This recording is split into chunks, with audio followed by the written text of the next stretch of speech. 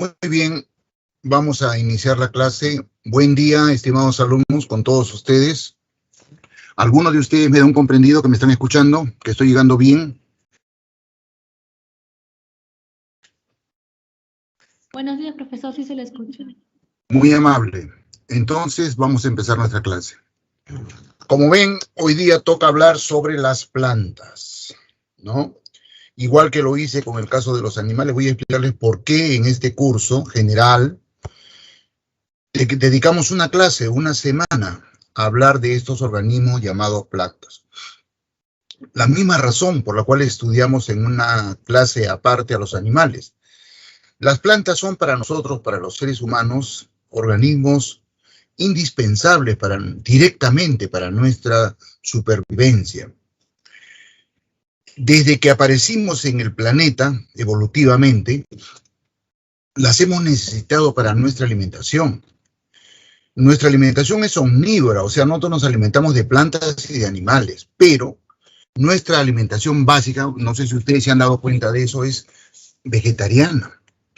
La mayor proporción de los alimentos que consumimos son plantas, porque originalmente, evolutivamente, somos primates, y los primates son vegetarianos, todos. Los únicos primates que no somos totalmente vegetarianos somos los homínidos. Justamente esa es una de las características que nos diferencia del resto de primates. Nuestra dieta cambió. Le agregamos a la dieta vegetariana alimentos de origen animal. Eso dicen los expertos, los evolucionistas, que probablemente nos dio la energía necesaria para soportar el desarrollo evolutivo del cerebro. ¿Ah? Pero entonces, la actividad que ha permitido que la humanidad crezca de la manera que lo ha hecho exponencialmente, estamos sufriendo un fenómeno que se llama explosión demográfica, ¿cierto? Es la agricultura. Si la agricultura no se hubiera desarrollado de la manera que lo ha hecho, si hubiera tecnificado de la manera que lo ha hecho, no hubiéramos podido producir alimento suficiente para soportar a esa humanidad creciente de manera exponencial. Definitivamente. Entonces, esa es una de las principales razones por las cuales las plantas para nosotros son absolutamente indispensables. Inclusive, puedo agregarles, hay algunos grupos humanos que son vegetarianos estrictos. No comen alimentos de origen animal. Algunos por decisión propia, por cuestiones religiosas, por cuestiones filosóficas, ideológicas, sanitarias, estratégicamente sanitarias, en fin. Pero hay muchos grupos humanos que por necesidad, por pobreza extrema, solamente se alimentan de vegetales, no porque no quieran. Resulta que los alimentos de origen animal son mucho más costosos. Ustedes que se han tenido alguna vez la oportunidad de ver precios de los alimentos en los mercados, coincidirán conmigo que los alimentos de origen animal son mucho más caros que los alimentos de origen vegetal, ¿no? Que están más al alcance de las mayorías. En nuestro país hay gentes, hay grupos humanos de peruanos que se alimentan vegetarianamente, no porque quieran, sino porque no les queda otra. Yo no sé si ustedes cuando han viajado hacia la serranía, han visto que por el camino se ven un montón de viviendas rústicas, ¿no? Bastante precarias, unas chocitas de apenas una habitación. Tienen techo de paja o de adobe, de barro, de ramas. Esas viviendas son de esos pastores nómades, pastores de cabras, de ovejas, ¿no? Gente muy pobre que andan deambulando para pastar a su ganado, ¿no? Que lo comercializan y es una fuente de ingreso que tienen. Esa gente diariamente come alimentos vegetales solamente. Papa, chuño, cancha, maíz, mote, pan, mucho pan. Esa gente se da el lujo de matar un animalito para comerlos ellos, cuando es una festividad, es santo de alguien, festejan algo, solamente ahí. comen alimentos de origen animal. En el Asia, en la India, en el África, en Centroamérica y en el Perú tenemos esa situación. ¿Ya? Además, como ustedes muy bien saben, las plantas no solamente nos proporcionan nutrimentos, proteínas, carbohidratos, lípidos, minerales, sales minerales, ¿no? Etcétera, vitaminas, no solamente eso. También nos proporcionan muchos productos para diferentes industrias, maderas, fibras, algodón, ¿no? Aceite, resinas, principios activos para usos medicinales. O sea, beneficios enormes. Y encima, estéticos, beneficios estéticos. Una ciudad no es agradable si no tiene jardines, si no tiene áreas verdes. Una residencia no es una residencia si no tiene jardines. Un palacio no es un palacio si no tiene jardines, ¿no? Incluso países como el nuestro tenemos la dicha, la suerte, que cuando salimos de Lima, viajamos por el territorio patrio, pues tenemos ecosistemas hermosos. Muchos de los ecosistemas que tenemos en el Perú, debido a su importancia, han sido declaradas áreas naturales protegidas. Y podemos disfrutar porque realmente son sitios bellos, hermosos. No tenemos que gastar mucho dinero para alcanzar, llegar a verlos, ¿no? Bueno, entonces, por esa y muchas otras razones, es que este grupo de seres vivos llamados plantas son sumamente importantes para nosotros. Relaciones negativas, ¿se acuerdan que cuando vimos a los animales, dijimos que los animales tienen respecto de nosotros relaciones benéficas, pero también relaciones perjudiciales, ¿no? Algunos animales son peligrosos para nuestra salud, directa o indirectamente. En el caso de las plantas es rarísimo, rarísimo.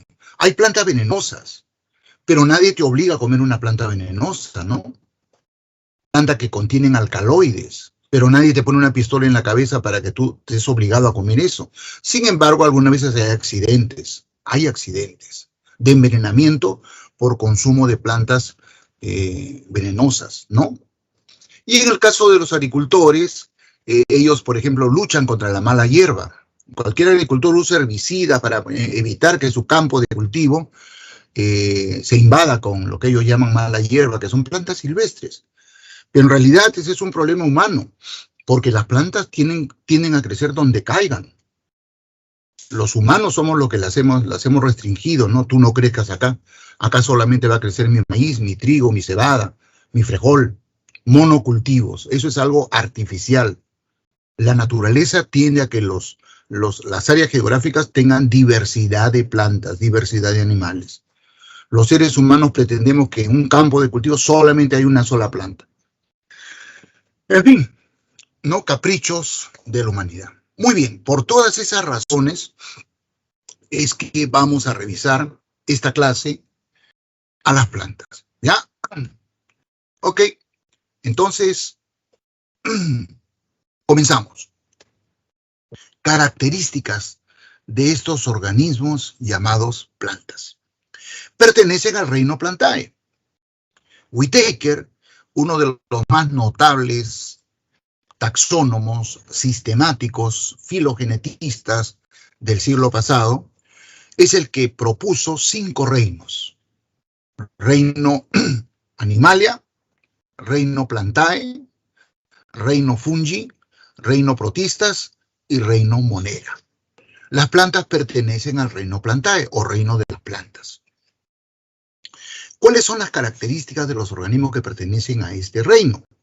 Son eucariontes. Las células que constituyen a las plantas son células eucarióticas. Pluricelulares la mayoría. La mayoría de las plantas son pluricelulares, pero hay, por excepción y con fundamentos taxonómicos, 3 divisiones que agrupan a plantas unicelulares. Solamente 3. En el caso del reino Animalia, como ustedes recordarán, todos los animales son pluricelulares. No existen animales unicelulares, ¿ya? Acá sí.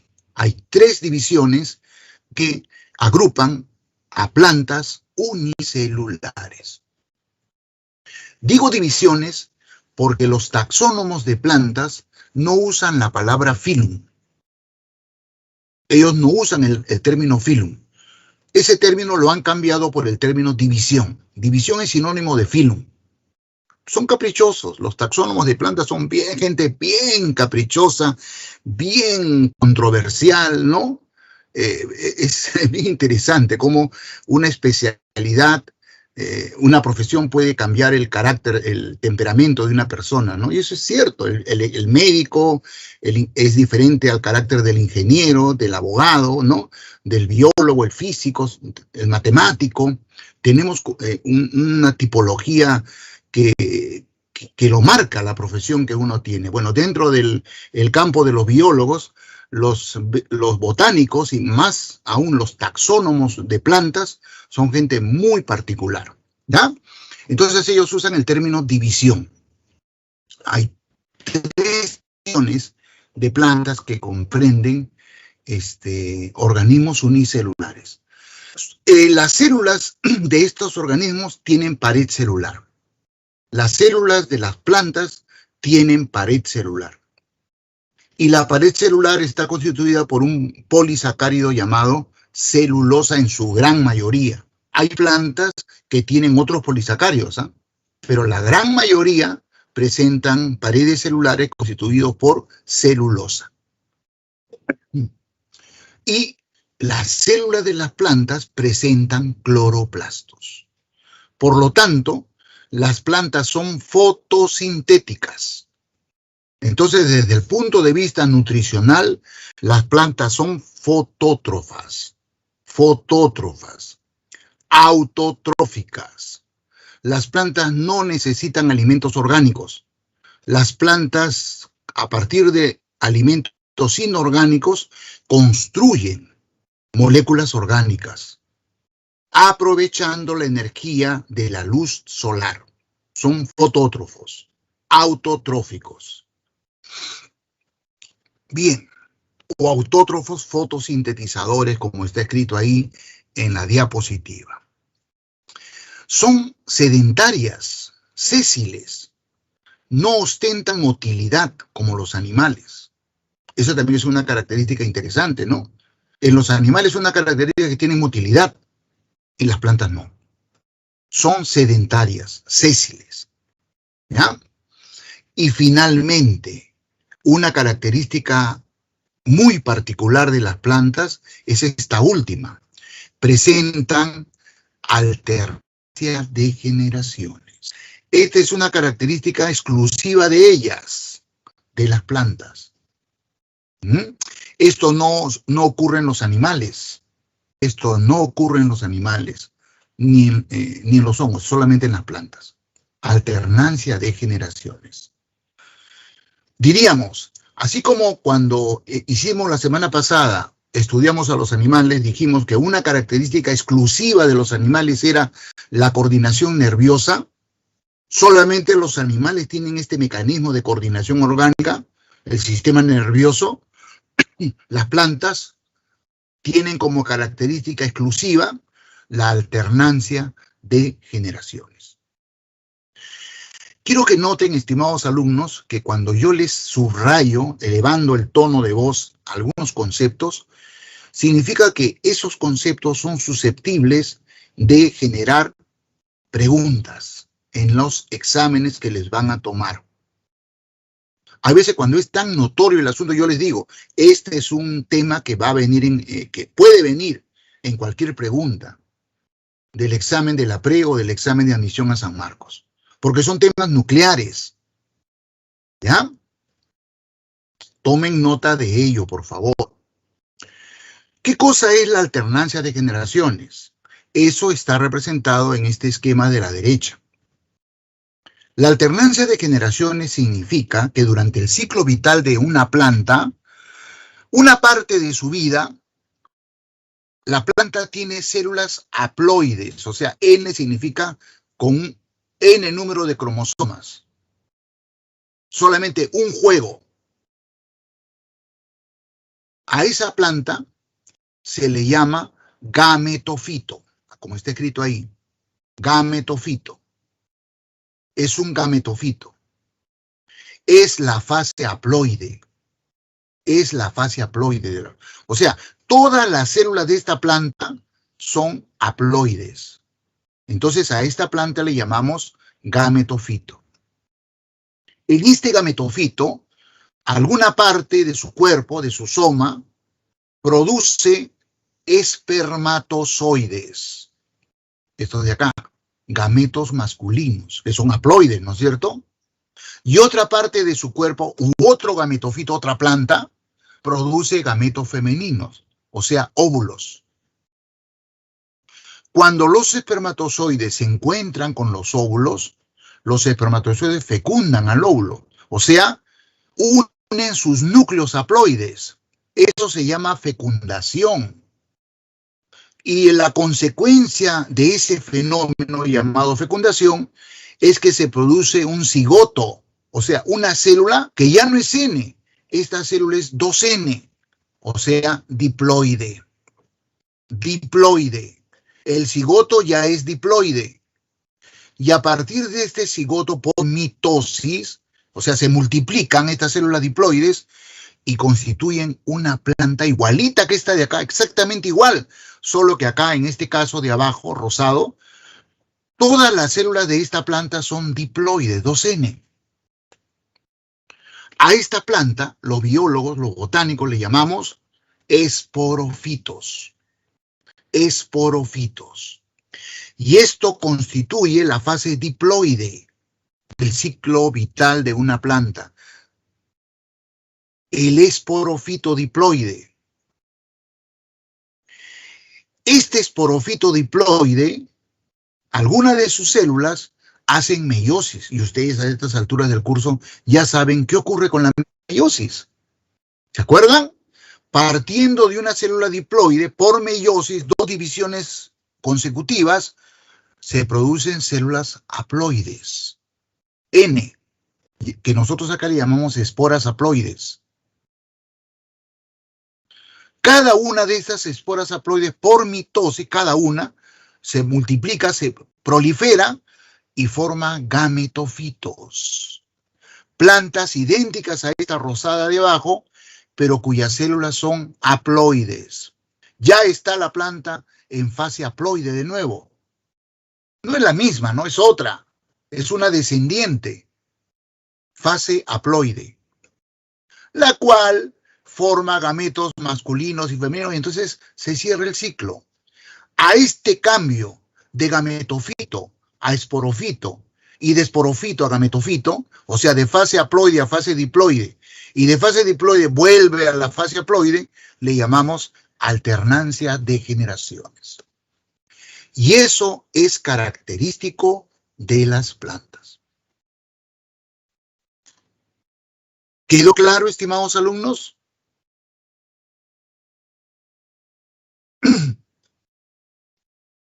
Cualquiera de ustedes, denme un check, un visto bueno. ¿Quedó claro? Todo claro. Perfecto, muchachos. Bacán. Entonces, esas son las características de las plantas. ¿Ya? No se olviden. Pertenecen al reino Plantae. Son organismos eucariotes. La mayoría pluricelulares. Muy pocas unicelulares. Presentan pared celular y cloroplasto sus células. Su nutrición es autotrófica fotosintética y presentan alternancia de generaciones. Continuamos. Esta es una vista, vamos a pasar esto acá. Esta es una vista global de estos organismos, ¿no? Una vista panorámica de toda la diversidad de plantas que existen. Tenemos a las algas, que son plantas, todas las algas son acuáticas. Tenemos a los musgos, que son plantas terrestres, ya, pero de pequeño tamaño. De pequeño tamaño, muy chiquititas. Y necesitan mucha humedad para poder vivir. Tenemos a los helechos, también plantas terrestres. Estas plantas son más evolucionadas que los musgos. Los helechos ya han desarrollado tejidos. Ni en los musgos ni en las algas hay tejidos. Eso que hemos estudiado en una clase, ¿se acuerdan? Parénquima, meristemos, floema, xilema. No, ni las algas ni los musgos presentan esos tejidos. Por lo tanto, las algas y los musgos no tienen órganos vegetales. Los musgos y las algas no tienen raíz, no tienen tallo, no tienen hojas, menos flores. Los órganos aparecen desde los helechos, porque en ellos ya hay tejidos vegetales. Aquí ya aparece el floema, aquí ya aparece el xilema, los parénquimas. Lo único que no tienen aún los helechos es flores, ni semillas, ni flores, ni semillas. Todavía no aparece por evolución la producción de flores y la producción de semillas. Las flores y las semillas aparecen desde las gimnospermas. Estas ya son plantas con semillas y con flores. Y en la cúspide de la evolución de las plantas están las angiospermas, plantas con semillas y con flores. Estas flores típicas que nosotros reconocemos, ¿no? Flores que tienen pétalos, sépalos, estambres, pistilos. Estas gimnospermas no tienen este tipo de flores. Tienen unas flores raras, unas flores que nosotros le llamamos conos. Conos. Esos conitos que usamos para hacer la corona de Adviento en la Navidad que ya se nos viene. ¿Han visto esos conitos? Parecen unas piñas. Esas son las flores de las gimnospermas.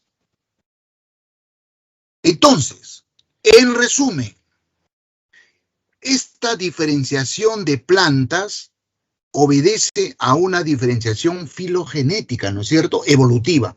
El término filogenético significa evolutivo. Las plantas más primitivas que existen y que han existido son las algas. Es decir, la vida vegetal comienza en los ambientes acuáticos, probablemente los mares. De ahí se extendió a las aguas continentales, por el tema de las mareas, ¿no? Las mareas antiguamente, estoy hablando de millones de años atrás, hace 1.000 millones de años, eran mucho más fuertes que las actuales. Porque no sé si ustedes saben que la Luna, nuestro satélite natural, estaba más cerca a la Tierra que lo que está ahora. Y las mareas se producen como consecuencia de la atracción gravitatoria de la Luna. Entonces las mareas prácticamente cubrían a los continentes, a la Pangea.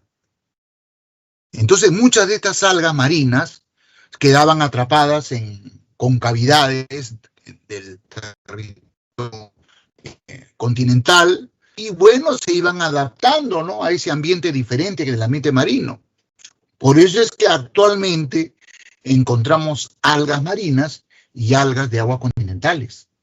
Pero la vida vegetal empezó en el ambiente acuático. La reproducción, la nutrición, etcétera, todo estaba adaptado al ambiente marino en las plantas primitivas. Algunas de estas algas que invadieron los continentes, cuando esta parte se secó, pues tuvieron que adaptarse al ambiente totalmente seco. Y eso dio lugar a la aparición de un nuevo tipo de plantas llamadas briófitas o musgos.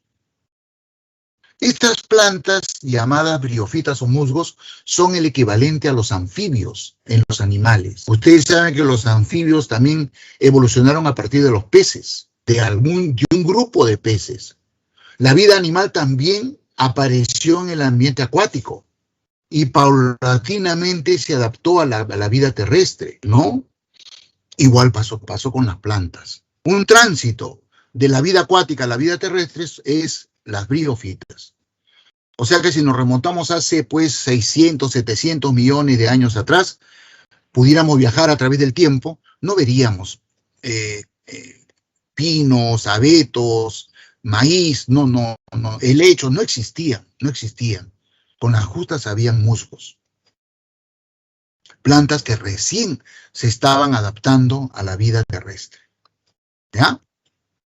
Posteriormente, Cada vez era más necesario la adaptación a la vida terrestre, la nutrición, la reproducción, etc. Y a partir de las briófitas, alguna de ellas evolucionó dando origen a las pteridofitas, o comúnmente llamados helechos.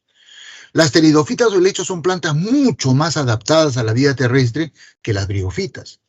Las briófitas necesitan mucha humedad. Los helechos también, pero menos que las briófitas. Y finalmente, cuando a partir de estos helechos, algunos grupos de ellos, adaptándose a la vida terrestre, lograron producir semilla, listo. Era el triunfo de la vida vegetal en los ambientes continentales. Cuando las plantas empiezan a producir semillas, listo, ya estaban absolutamente adaptadas a la vida terrestre. Y ahí aparecen las gimnospermas y posteriormente las angiospermas. Es decir, por esa razón, en resumen, así como nosotros cuando vimos a los animales, diferenciamos a los animales, ¿recuerdan ustedes que les dije eso? En vertebrados e invertebrados. Vertebrados son la minoría, invertebrados son la mayoría de animales. ¿Se acuerdan que les dije eso? Del 100% de especies de animales que existen, el 5% son los vertebrados y el 95% son los invertebrados. Igualmente acá.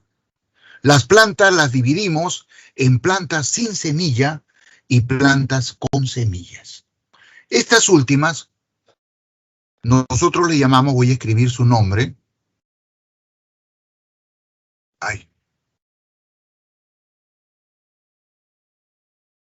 Le llamamos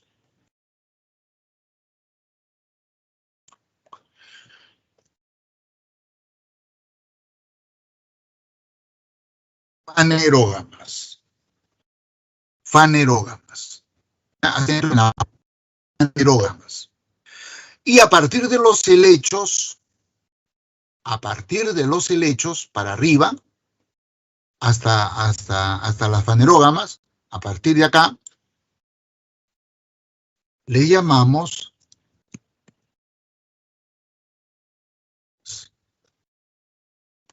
esa palabrita, si se acuerdan, bacán, les va a servir bastante, ¿ya?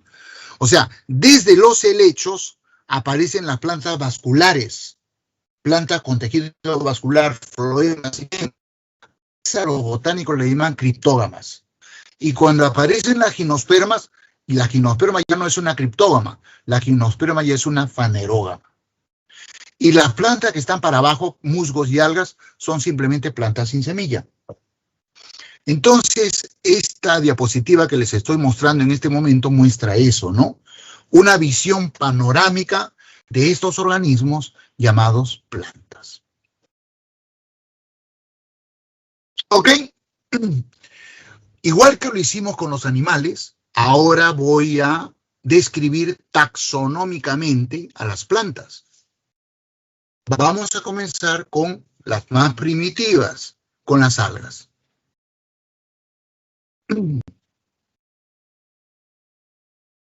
Estamos dentro del grupo de las plantas sin semilla, ¿no es cierto? Comenzamos con las algas. Este término, algas, en realidad no es una categoría taxonómica. No es un término taxonómico que usan los taxónomos para decir, bueno, es una división, es una clase. No. Simplemente es el nombre que les damos a toda planta cuyo hábitat es el agua. Toda planta acuática es un alga.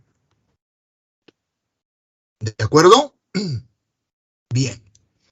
¿Qué características tienen estas plantas llamadas algas? Plantas totalmente acuáticas. Bueno, son, como les dije hace un momento, las plantas más primitivas que existen. Pueden ser organismos microscópicos o macroscópicos, ya les he dicho. Hay algunas plantas que son unicelulares, microscópicas. Bueno, justamente están en el grupo de las algas. Era imposible pensar que estén en el grupo de las plantas superiores, ¿no? Estas plantas unicelulares están en este grupo, en las algas. Entonces, dentro de las algas hay plantas unicelulares microscópicas y plantas y algas macroscópicas, ¿ya? Como todas las plantas, por supuesto, tienen cloroplastos. no han llegado a desarrollar tejidos. Son muy primitivas, no tienen tejidos. En ellas aún no ha aparecido el tejido vegetal, los tejidos vegetales. Entonces los botánicos al cuerpo de un alga le dicen talo. El cuerpo no diferenciado en tejidos, los botánicos le llaman talo. ¿Ya? Estas son pues las características generales de estos organismos llamados algas. Acá abajo tenemos la foto de una alga parda, una feofita, o de repente es una rodofita, no. Sí, es una feofita, es una alga parda, ¿ya? Y acá a la derecha tenemos una foto, un esquema de una clorofita, una alga verde. Y esto que está a la derecha nos muestra otra característica de estas plantas llamadas algas. El ciclo, la alternancia de generaciones. En las algas, esa característica que hemos señalado de las plantas, la alternancia de generaciones, es clarísima. Aproximadamente el 50% del ciclo vital de un alga es un gametofito. Y el otro 50% de la vida de un alga es un esporofito. Aquí, en este esquema, tenemos el ciclo vital de una alga verde del género Ulva. Y fíjense, partamos de arriba. Esta alguita verde, esta ulva, es un esporofito. Claro, no nos damos cuenta, ¿no? Podemos tener la ulva en la mano, ¿eh? Y ustedes así morfológicamente no pueden, este es un esporofito, no lo tendrían que hacer un corte de esa alga, obtener células, sacarle los cromosomas y contarles cuánto tiene. ¿Tiene N o tiene 2N? Ahí recién se darían cuenta si esa ulva es un esporofito o es un gametofito, ¿ya? No hay diferencia morfológica, pero partamos. Todas las células de esta ulva son diploides, 2N. Por lo tanto, este ejemplar es un esporofito. Ya les conté la historia. En alguna parte de este talo de la ulva, se produce meiosis. Células diploides hacen meiosis y se convierten en esporas haploides, esporas N. Cada espora, producto de la meiosis, tiene N número de cromosomas. Mitad. Cada espora germina, se multiplica por mitosis y a partir de cada espora proliferan las células haploides y se forman talos haploides. Entonces, esta ulva de acá abajo ya no es un esporofito, esta ulva es un gametofito. Es un gametofito, acá hay otro gametofito. Consecuencia de la reproducción de la espora haploide. Estos son gametofitos. Este gametofito desarrolla una estructura que se llama arquegonio, estructura femenina. Ese arquegonio de este gametofito produce óvulos. Este otro gametofito produce una estructura del talo que se llama anteridio. Ese anteridio produce espermatozoides.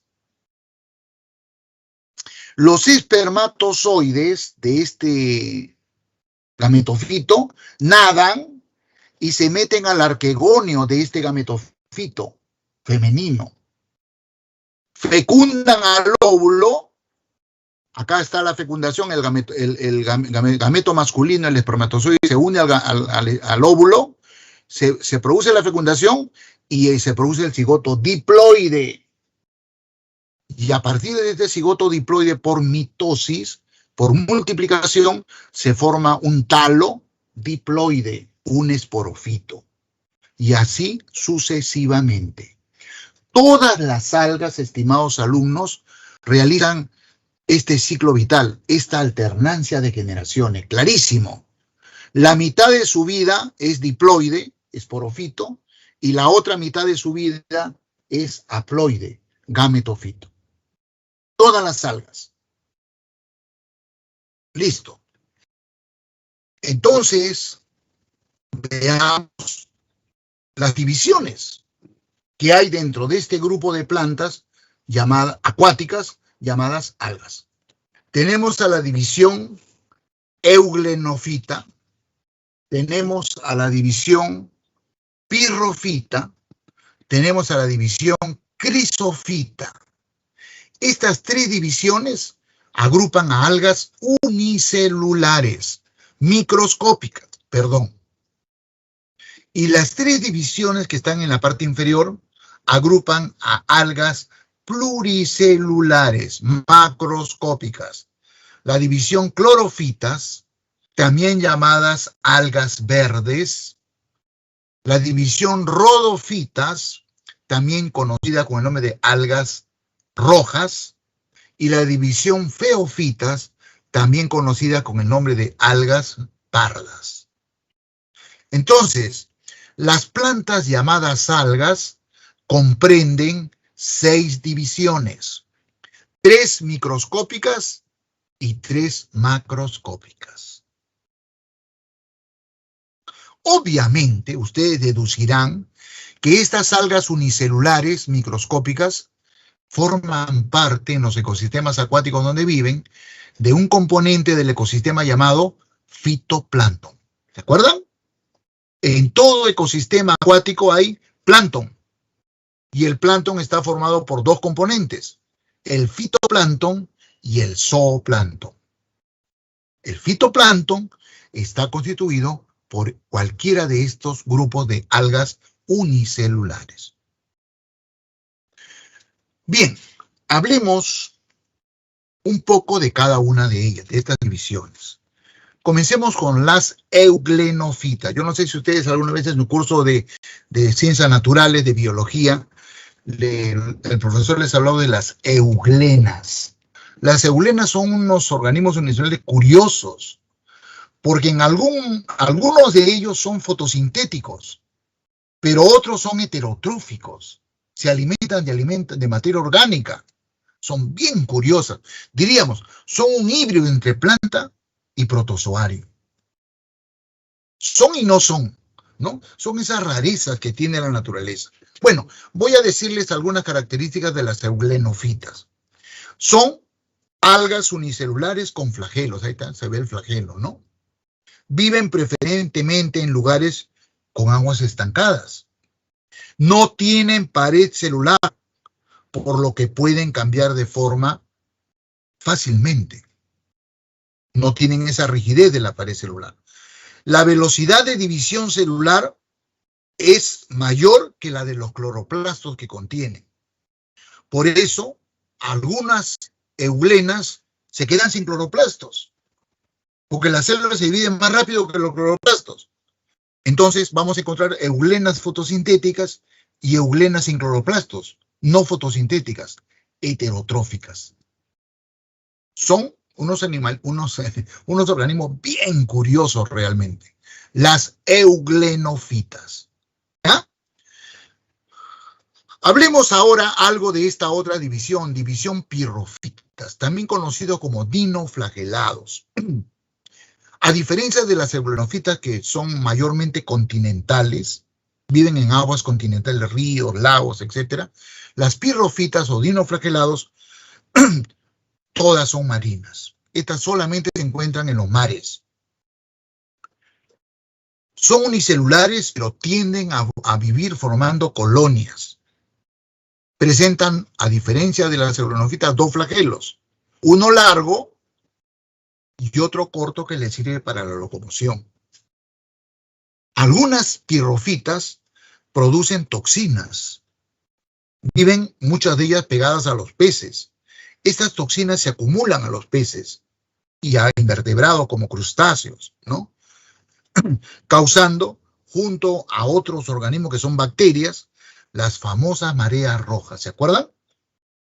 No sé si ustedes han escuchado hablar de eso, que el mar se enferma para Semana Santa, se tiñe de un color rojizo, ¿no? Esa proliferación de dinoflagelados, de pirrofitas, que producen toxinas, es lo que produce eso que los pescadores, los pobladores del litoral llaman que el mar se enfermó.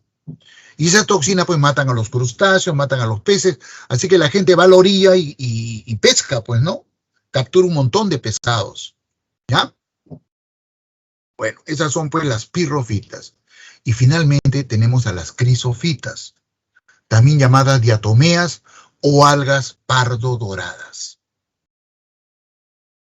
Estas algas también son unicelulares y también como las pirrofitas forman colonias muchas veces, también presentan flagelos, tienen pigmentación amarillo dorado. Por eso le llamamos algas doradas. Esa pigmentación amarillo dorada se debe a que tienen carotenos, xantofilas.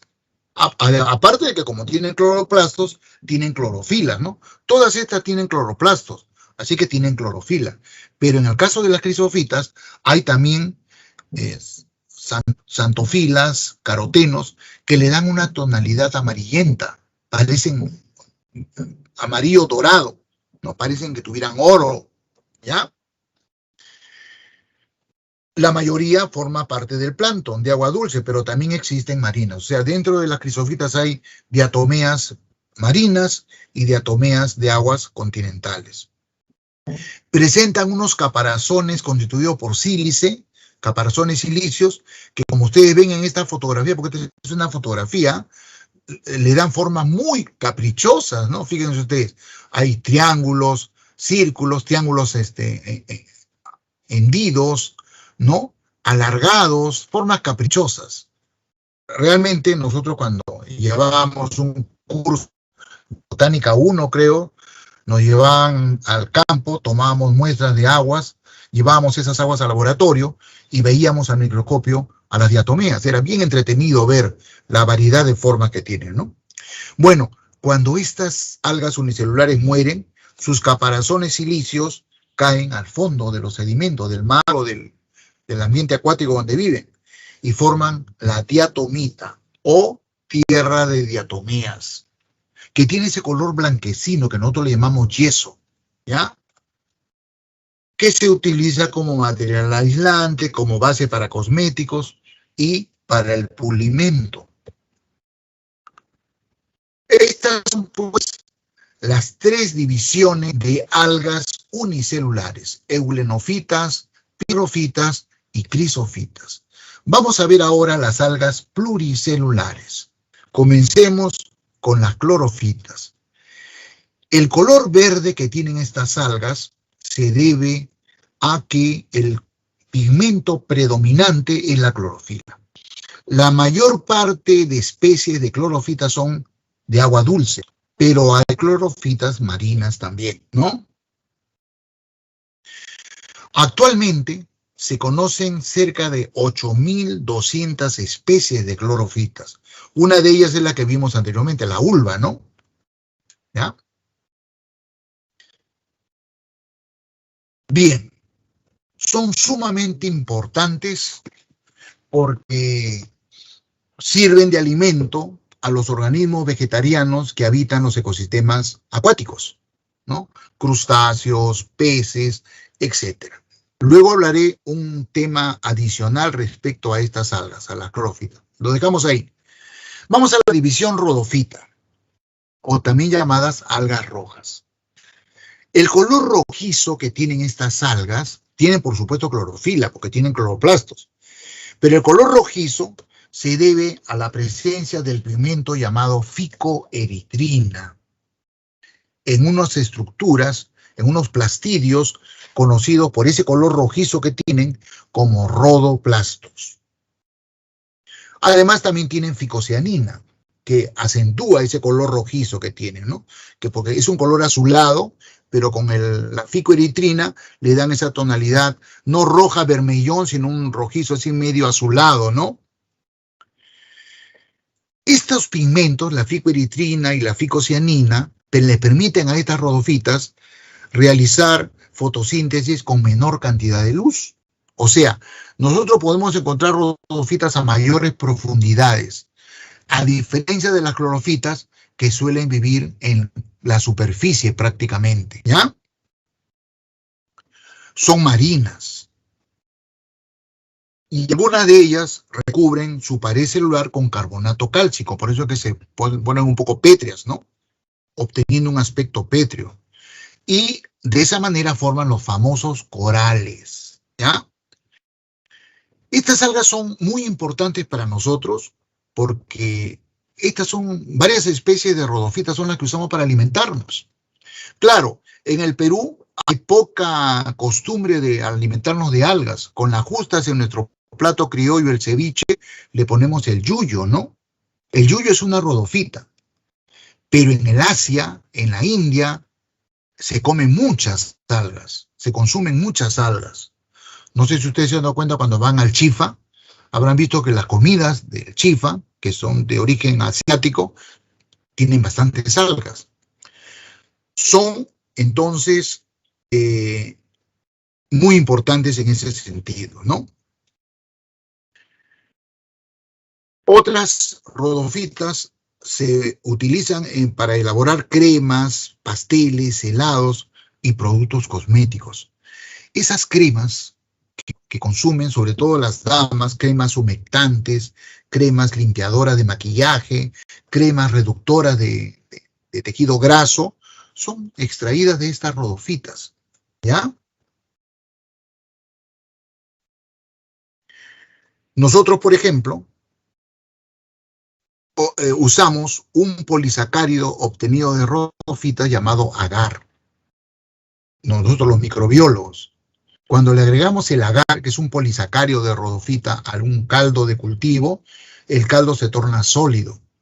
Entonces ese caldo se convierte en un agar. ¿Y para qué nos sirve el agar a los microbiólogos? Cuando sembramos bacterias sobre agar, las bacterias producen colonias. Y eso nos permite tipificar a las bacterias, identificarlas, ¿no? Y el agar se usa en la industria alimentaria, pues, ¿no? Como espesante, etcétera, ¿ya? Bien, y finalmente tenemos a las feofitas o algas pardas. Ese color pardo oliváceo que tienen las feofitas se debe a la presencia de un pigmento que se llama fucosantina, que se almacena en los plastidios junto a la clorofila. Casi todas las feofitas son marinas, ¿ya? Pueden alcanzar algunas especies de feofitas tamaños gigantes. Por ejemplo, hay un género de feofita llamada Sargassum, cuyo talo, una cinta, ¿no?, llega a alcanzar, se han encontrado especímenes de 100 metros de longitud. Es el tamaño de las viviendas humanas, las ciudades de nosotros. Y estas son las algas, pues, que a veces están en las playas, ¿no? Es una playa y hay una cinta marrón que se enreda en nuestras piernas. Son feofitas. Igual que las rodofitas, las feofitas también producen un montón de productos que son utilizados en la industria cosmética, en la industria alimentaria, en la industria farmacéutica, ¿no?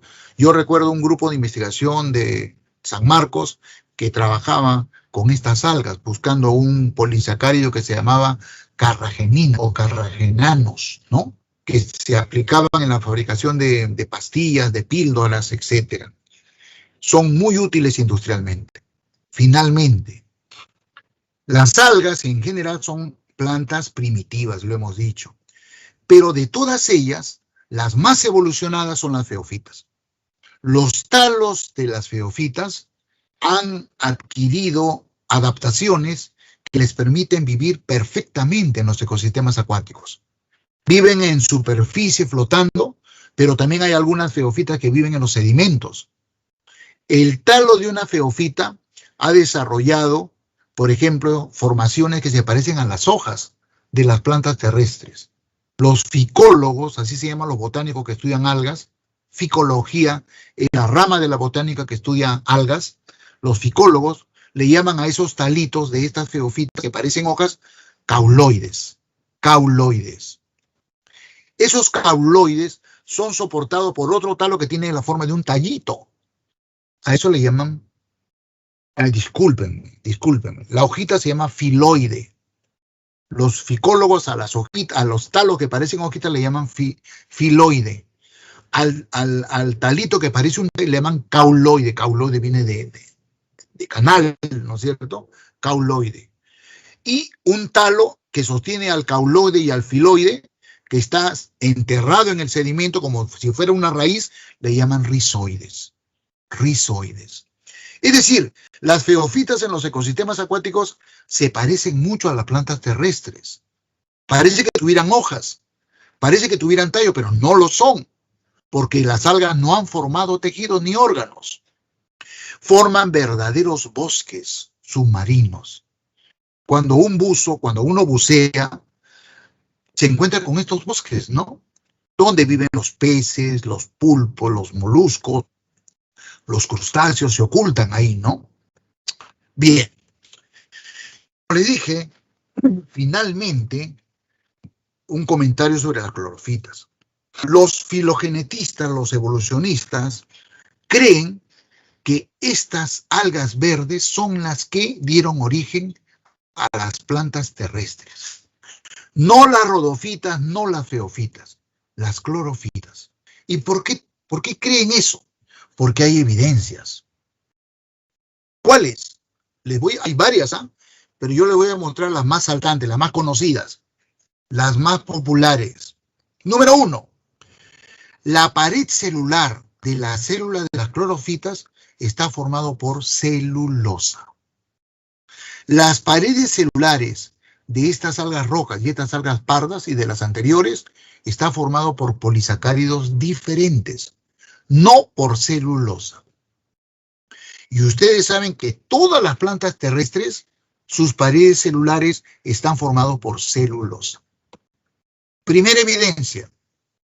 Segunda, las clorofitas almacenan como sustancia de reserva energética el polisacárido llamado almidón. Ni las rodofitas, ni las feofitas, ni las anteriores producen almidón. Usan otro polisacárido, ya les he dicho, agar, carrageninas, etc. No almidón. Solamente las clorofitas almacenan energía como almidón. Y todas las plantas terrestres hacen lo mismo. Producen almidón como polisacárido de reserva energética. Segunda evidencia. Tercera evidencia. Las clorofilas, que son los pigmentos fotosintéticos, son de una gran variedad. Hay clorofila A, clorofila B, clorofila C, clorofila D. Esas clasificaciones se deben a la longitud de onda que absorbe, de luz que absorbe cada clorofila. ¿Ya? Por eso se la clasifica. Bueno, y ocurre que las clorofilas que están presentes en los cloroplastos de las clorofitas son las mismas clorofilas que están presentes en las plantas terrestres. Las clorofilas de las rodofitas, de las feofitas y de las otras algas son diferentes a las clorofilas que están presentes en las plantas terrestres.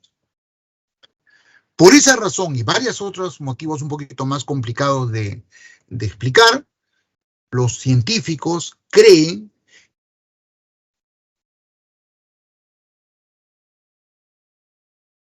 de adaptar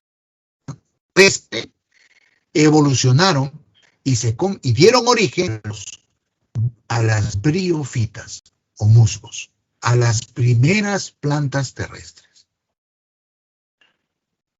Entonces vamos a estudiar ahora las briofitas o musgos.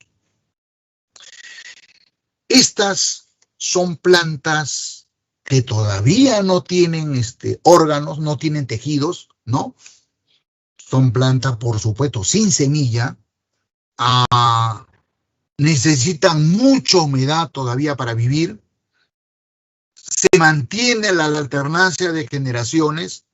Acá tienen ustedes el ciclo de vida de un musgo foliar, ¿no? Estos musgos que tienen estas hojitas se llaman musgos foliares. Y fíjense ustedes, el musguito, la plantita verde, es un gametofito. O sea, sus células son haploides. Todos los musgos tienen células haploides. N, número de cromosomas, son gametofitos. En uno de estos gametofitos se producen espermatozoides. Hay anterídeo. En otro se producen óvulos, son arquegonios. Los espermatozoides, por eso que necesitan humedad, tienen que nadar y meterse al arquegonio. Por eso es que los musgos necesitan humedad. Una vez que el espermatozoide del anteridio sale, se mete al arquegonio, se encuentra con el óvulo, lo fecunda y se forma el cigoto. Ese cigoto crece, es este tallito de acá. Este tallito marrón es el cigoto que está creciendo, diploide. Todas las células de este tallito verde son diploides, 2N. Este tallito que termina en un esporangio, ¿no? Una especie de globito, es el esporofito. La única parte diploide del musgo, este tallito, es el esporofito. Todas las células que están acá son diploides. Dentro de este esporangio se produce meiosis. Por acá está. Meiosis, ¿no? Entonces, caen las esporas haploides. Las esporas son haploides, producto de la meiosis que ocurre acá dentro del esporangio. Caen las esporas haploides y cada espora haploide desarrolla un gametofito, un nuevo musguito. Unos producirán gameto masculino, otros producirán gameto femenino, y así se cierra el ciclo. De manera que, si a ustedes les preguntan, estimados alumnos, ¿cómo se manifiesta la alternancia de generaciones en las briofitas? Su respuesta debe ser: predomina la fase gametofítica.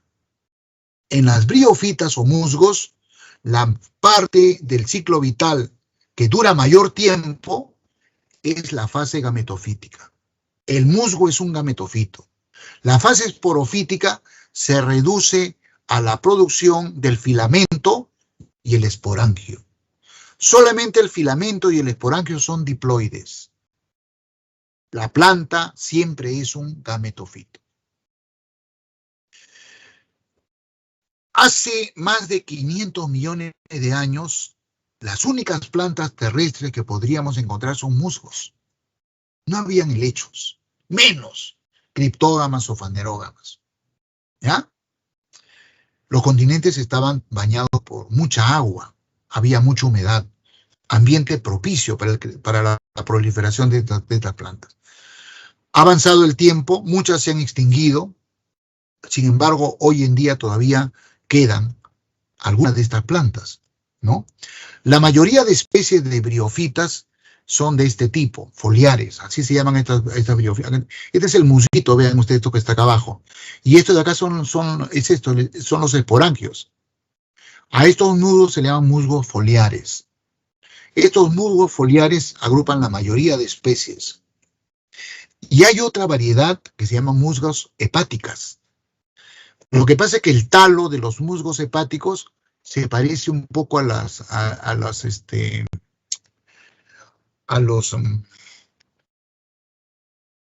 lóbulos del hígado. No sé si ustedes tienen en su mente, en su memoria, cómo es un hígado. Tiene lóbulos, ¿no? Ya, se parecen a los lóbulos del hígado. De ahí el nombre de hepáticas.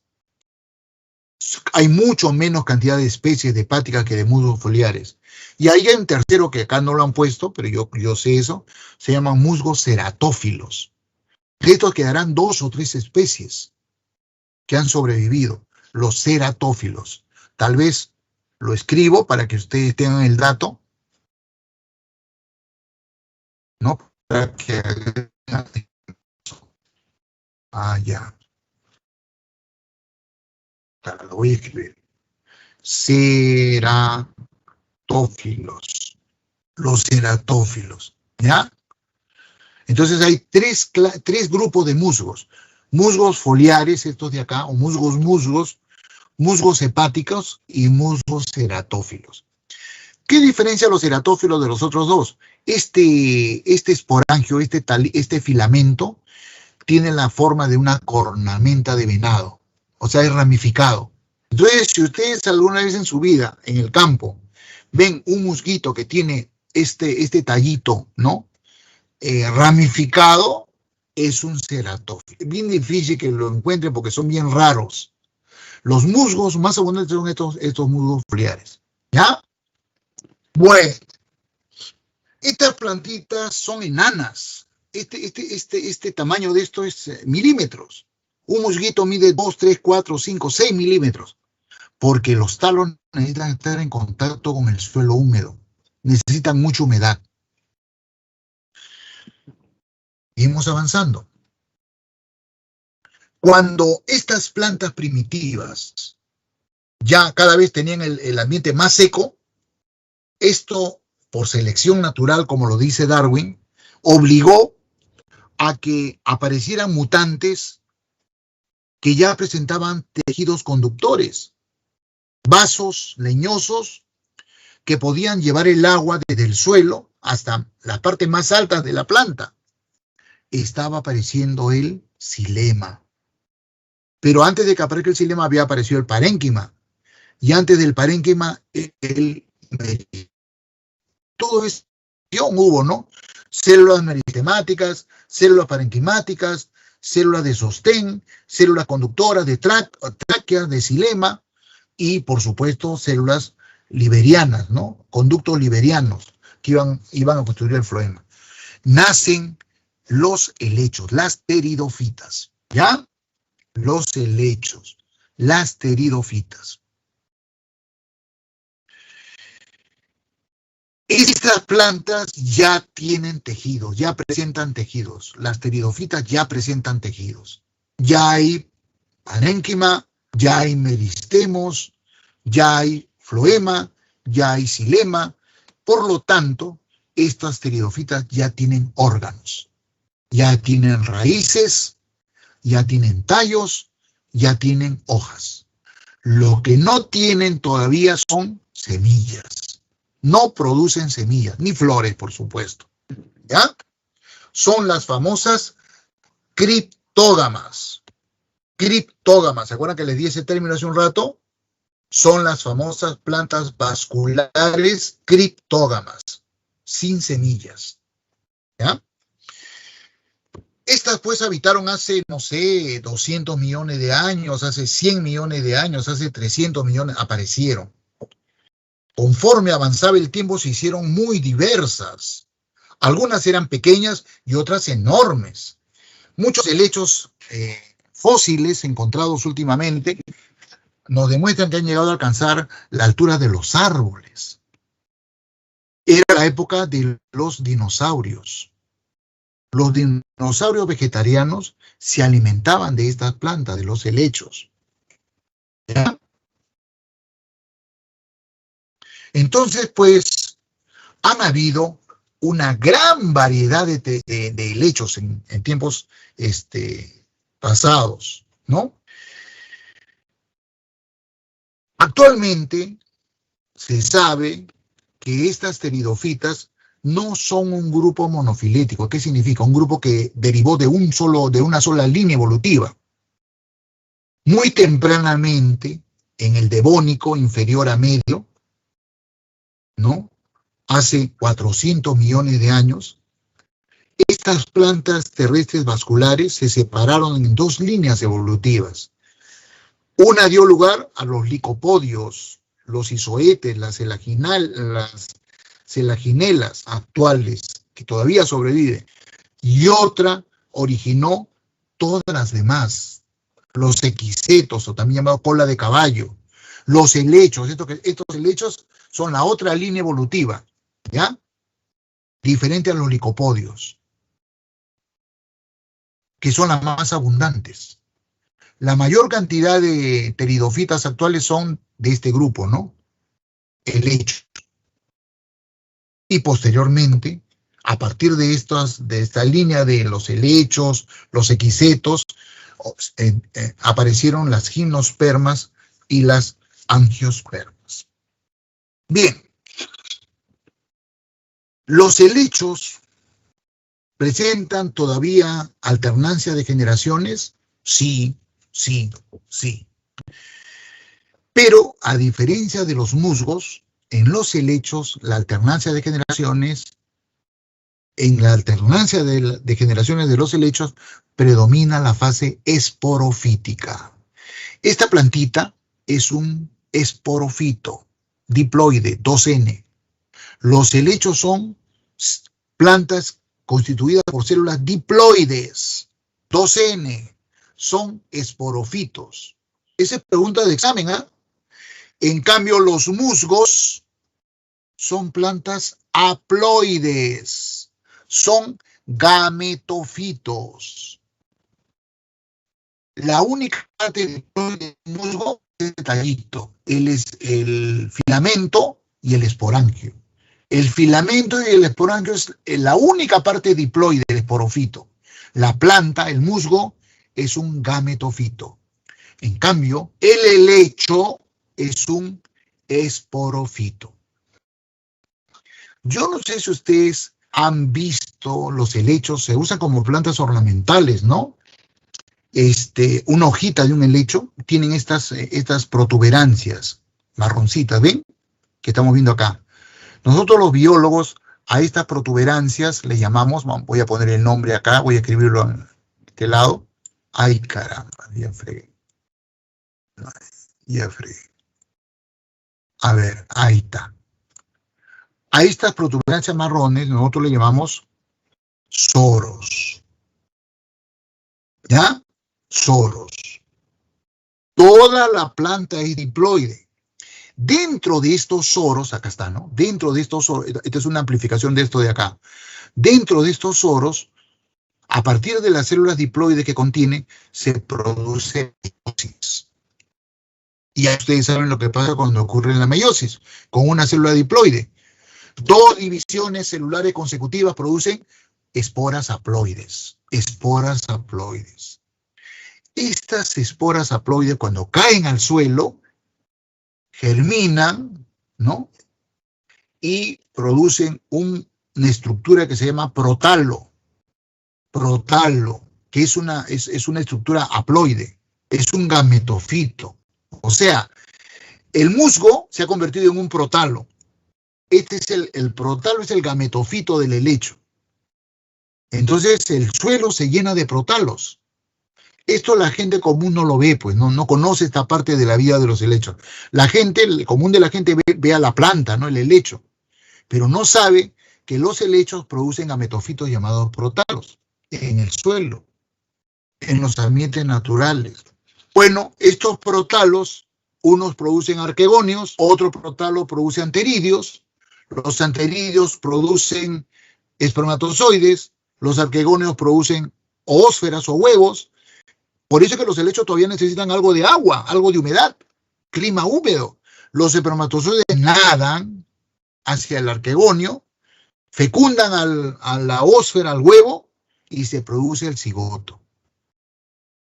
Este cigoto crece y da origen a un nuevo helecho, diploide.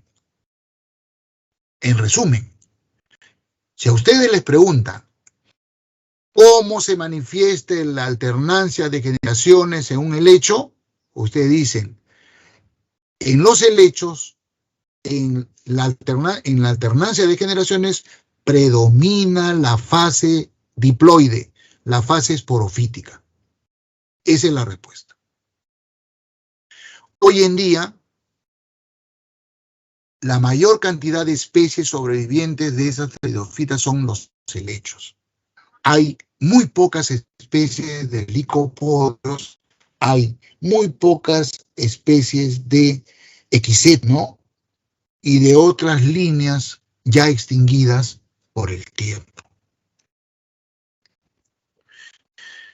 Repito, acá estamos todavía en plantas sin semillas, pero ya son plantas vasculares, criptógamas, sin flores, sin semillas. Y finalmente, no sé hace cuánto tiempo, pero de pronto aparecen estas plantas, que también son vasculares, como los helechos, pero a diferencia de los helechos, estas plantas ya producen flores y por lo tanto semillas. Como les dije hace un rato, la producción de semillas significa el triunfo de la vida vegetal en los ecosistemas terrestres, en las áreas continentales. están absolutamente adaptadas a la vida terrestre. Por supuesto que necesitan agua, pero ya no en la cantidad que la necesitan las algas, o los musgos, o los helechos. Tienen mecanismos para absorber el agua depositada en el suelo a través de las raíces.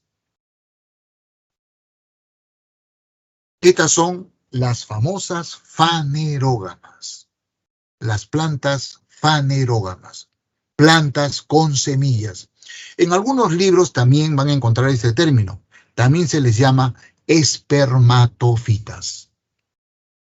En griego, esperma significa semilla. Fito significa planta, plantas con semillas. Espermatofitas, angiospermas, plantas con sexo visible, con flores. ¿Ya? Y las anteriores son las criptógamas, fanerógamas, criptógamas. Dentro de las espermatofitas o fanerógamas hay dos divisiones, la división gimnosperma y la división angiosperma. Ambas son plantas con flores y semillas. ¿Cuál es la gran diferencia? En las gimnospermas, las plantas tienen flores, pero sin pistilo. Las flores de las gimnospermas no tienen pistilo, tampoco estambres, ¿ya?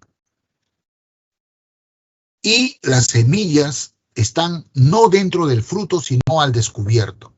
Las flores de las gimnospermas son estos conitos que están viendo ustedes acá, fíjense ustedes. En Lima, en muchos jardines, tenemos pinos. El pino es una gimnosperma. Y son dioicas. Las gimnospermas, la mayoría son dioicas. ¿Qué significa dioicas? Una planta tiene conos masculinos, estos de acá, y otra planta tiene conos femeninos, más grandes. O sea, sexo separado. Las gimnospermas son dioicas. Un individuo tiene un sexo, otro individuo tiene otro sexo. ¿Cómo es que se produce la fecundación en estas plantas? El cono masculino, este de acá el chiquito, produce granos de polen. El grano de polen es transportado por el viento, solamente por el viento. El viento arrastra estos granos de polen, los hace volar, y muchos de ellos caen acá en estos conos femeninos, donde está la ósfera, el gametofito femenino, y se produce la fecundación. Entonces la fecundación da como resultado semillas que están acá contenidas en estos carpelos, así se llaman las hojitas de estos conos. Esa semilla, cuando este conito cae, las semillas caen también al suelo y germinan y dan origen a una nueva planta, ¿no? Entonces, la polinización es mediada solamente por el viento. Bien. ¿Hay alternancia de generaciones en las gimnospermas? La respuesta, estimados alumnos, es no. Ya no. La planta es un esporofito. Todas las células de una gimnosperma, acá están el pino, el abeto, el ciprés, la secuoya, ¿no? La araucaria. Todas las células de estas plantas son diploides. La única parte de la planta donde hay células haploides son los órganos sexuales, o sea, los conos. En el cono masculino se van a formar granos de polen. Esa célula es haploide, la única. En el cono femenino se van a formar sacos embrionarios, haploides. Son las únicas células haploides. Todo el resto de la planta son células diploides. No. Nosotros también tenemos células haploides, pero ¿dónde están las células haploides que tenemos nosotros? En las gónadas. En el caso de un varón, en los testículos. Todo el resto de nuestro cuerpo es diploide. Nosotros no tenemos alternancia de generaciones. Y en el caso de una mujer, Todas sus células son diploides. ¿Cuál es la única parte, el único órgano de la mujer donde hay células haploides? El ovario. Ahí se producen óvulos que son haploides. Y no se dice que en un ser humano hay alternancia de generaciones. Esto mismo le pasa a las gimnospermas. Prácticamente en ellas ya desapareció la alternancia de generaciones. Y esto que está acá en el esquema es lo que les estoy contando, ¿no? El grano de polen sale del cono masculino, ¿no? Llega al cono femenino, se produce la fecundación, se produce la semilla cae, germina y da origen a una nueva planta, ¿no? A una nueva planta. Bien, finalmente tenemos a la división angiosperma. Estas son las plantas más evolucionadas que existen. Los biólogos sostienen que son el equivalente a los mamíferos, los animales más evolucionados, ¿ya? ¿Cuál es la gran diferencia entre las angiospermas y las gimnospermas? Las flores. En las gimnospermas las flores son estos conitos. En las angiospermas las flores son esas flores típicas que conocemos, que tienen sépalos, que tienen pétalos, que tienen estambres y sobre todo que tienen pistilo. El saco embrionario, que es el gametofito femenino, se produce dentro del pistilo de la flor. En los estambres se producen los granos de polen, que son el gametofito masculino. Las angiospermas, la gran mayoría, el 99.9% de especies de angiospermas son monoicas. ¿Qué significa ser monoico? Hermafroditas. O sea, un individuo tiene los dos sexos. Sexo masculino, los estambres. Sexo femenino, el pistilo. En cambio, las gimnospermas son dioicas. Una planta tiene conos masculinos, otra planta tiene conos femeninos. No hay una planta que tenga conos masculinos y femeninos, no. No son hermafroditas, no son monoicas. Las gimnospermas son dioicas, las angiospermas son monoicas, hermafroditas. Y lo más importante, estimados alumnos, en las angiospermas, la migración del grano de polen de una flor al pistilo de otra flor, de otra planta, lo que se llama polinización cruzada, no lo realiza el viento, sino animales. Estos animales se llaman animales polinizadores. La mayoría son insectos, pero también hay aves pequeñas. Las angiospermas han desarrollado la estrategia de ofrecer a estos animalitos alimento, néctares, o los engañan a través de colores de los pétalos, formas de los pétalos. En ese sentido hay unas plantas que se llaman orquídeas, que tienen unas flores espectaculares, ¿no? Son bien exóticas las flores de las orquídeas. Son famosas, ¿no? Son muy bonitas. Son estrategias desarrolladas. Ese mero hecho, ese simple hecho, esa estrategia para la polinización, ha hecho pues que las angiospermas superen largamente a las gimnospermas. Largamente. Han alcanzado mayor extensión geográfica. Son las plantas que dominan el planeta actualmente, las angiospermas, sobre las gimnospermas. Las gimnospermas son importantes porque todas son árboles. ¿Quiénes son las gimnospermas más famosas? Las coníferas. Esos árboles coníferos de hojas perennifolias que abundan en todo el norte del Asia, el norte de Europa, ¿no? O el norte de América, en Canadá. Canadá se caracteriza porque tiene grandes bosques de coníferas, ¿no? El norte de Estados Unidos también. Las coníferas. Pino, ciprés, abeto, secuoyas, son coníferas. ¿Ya? Bueno, y finalmente, las angiospermas, esta división, tiene dos clases, dos divisiones, dos variedades. Las monocotiledóneas y las dicotiledóneas. Podemos diferenciarlas muy fácilmente, ¿eh? Ustedes pueden hacer una experiencia en casa muy simple y ustedes pueden reconocer una planta cualquiera, que ustedes colecten una planta del campo, cualquiera. Busquen su fruto y encuentren la semilla de esa planta. Yo les pongo un ejemplo. El frijol es una semilla. El maíz es una semilla.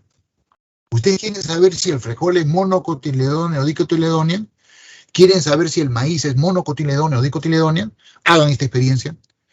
Coloquen 2 vasos, pueden ser vasos de plástico, para que no usen un vaso de vidrio. Pónganle algodones adentro hasta la mitad del vaso. Échenle agüita, un poco de, no mucha, agüita, para que los algodones estén humedecidos en ambos vasos. Y simple. En uno de los vasos coloquen el frijolito y en el otro vasito coloquen el maíz. Y déjenlo varios días. Y van a ver cómo esa humedad estimula la germinación de esas semillas. ¿Qué van a ver?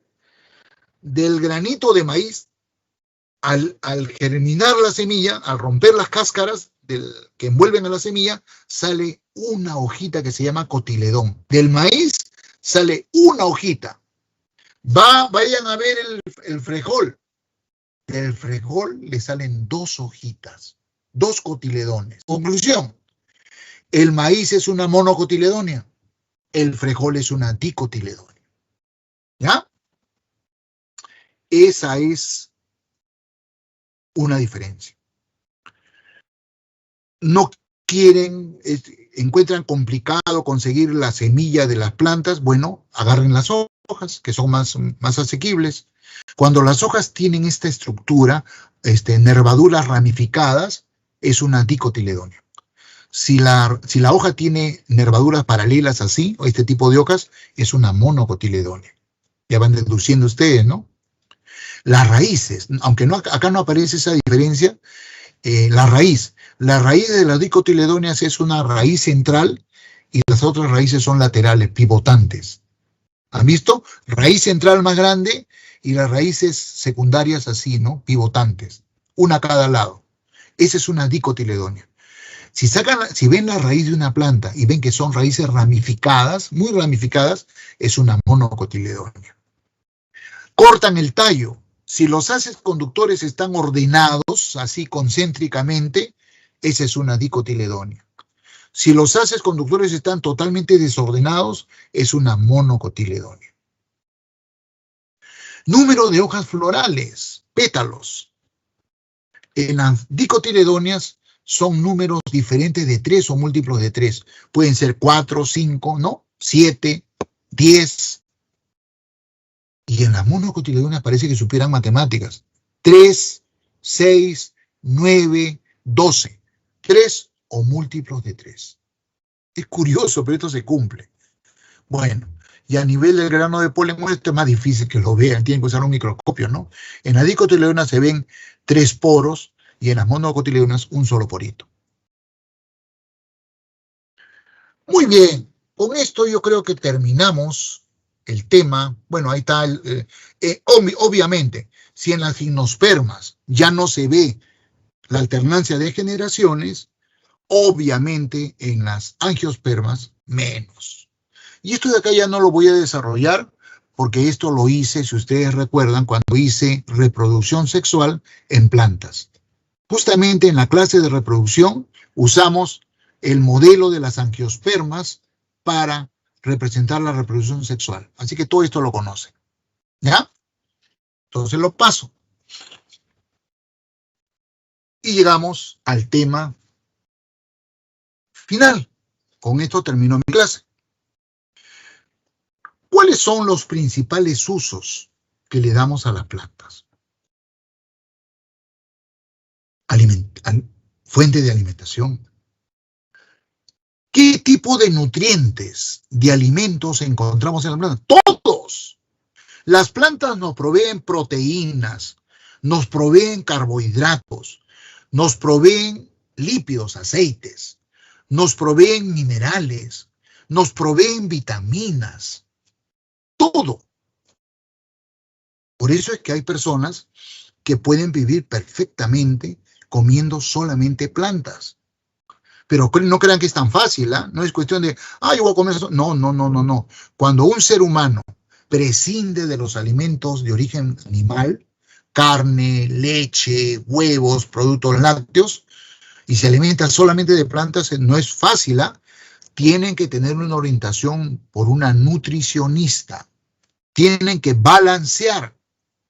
¿Qué comen? Alimentos cítricos, hortalizas, fuente de carotenos,